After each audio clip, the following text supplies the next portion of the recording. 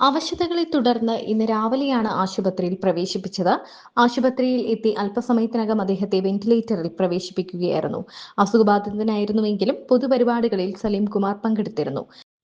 നടൻ സലീം കുമാർ അന്തരിച്ചു. കൊച്ചി അമൃത ആശുപത്രിയിൽ ചികിത്സയിലിരിക്കെയാണ് അന്ത്യം.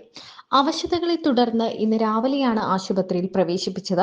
ആശുപത്രിയിൽ എത്തി അല്പസമയത്തിനകം അദ്ദേഹത്തെ വെന്റിലേറ്ററിൽ പ്രവേശിപ്പിക്കുകയായിരുന്നു. അസുഖബാധിതനായിരുന്നുവെങ്കിലും പൊതുപരിപാടികളിൽ സലീം കുമാർ പങ്കെടുത്തിരുന്നു.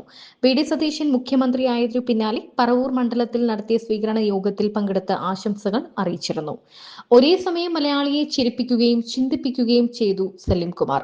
മിമിക്രിയുടെ ലോകത്തു നിന്നും വെള്ളിത്തിരയിലേക്ക് കടന്ന സലീം കുമാർ വാക്ചാതുരി കൊണ്ടും സവിശേഷമായ ശരീരഭാഷ കൊണ്ടും പ്രേക്ഷകരെ വിസ്മയിപ്പിച്ച നിരവധി കഥാപാത്രങ്ങൾക്കാണ് ജീവൻ പകർന്നത്. ഒരേ സമയം മലയാളിയെ പൊട്ടിച്ചിരിപ്പിക്കുകയും കരുത്തുറ്റ സ്വഭാവ നടൻ എന്ന നിലയിൽ പ്രേക്ഷകരെ വിസ്മയിപ്പിക്കുകയും ചെയ്ത സമാനതകളില്ലാത്ത അഭിനയ പ്രതിഭയായിരുന്നു സലീം കുമാർ. സലീം അഹമ്മദിന്റെ ആദാമിന്റെ മകൻ അബുവിലെ വൃദ്ധനായ അത്തർ വിൽപ്പനക്കാരന്റെ വേഷം 2010 മികച്ച നടനുള്ള ദേശീയ പുരസ്കാരവും സംസ്ഥാന പുരസ്കാരവും സ്വന്തമാക്കി.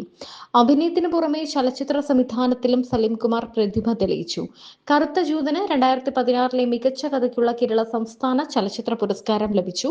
കമ്പാർട്ട്മെന്റ്, ദൈവമേ കൈതൊഴാം, കേക്കുമാറാകണം എന്നീ ചിത്രങ്ങളും സലീം കുമാർ സംവിധാനം ചെയ്തു. ഈശ്വര വഴക്കില്ലല്ലോ എന്ന പേരിൽ ആത്മകഥാപരമായ കുറിപ്പുകളും രചിച്ചു. സുനിതയാണ് ഭാര്യ. ചന്തു, ആരോമൽ എന്നിങ്ങനെ 2 മക്കളാണ്.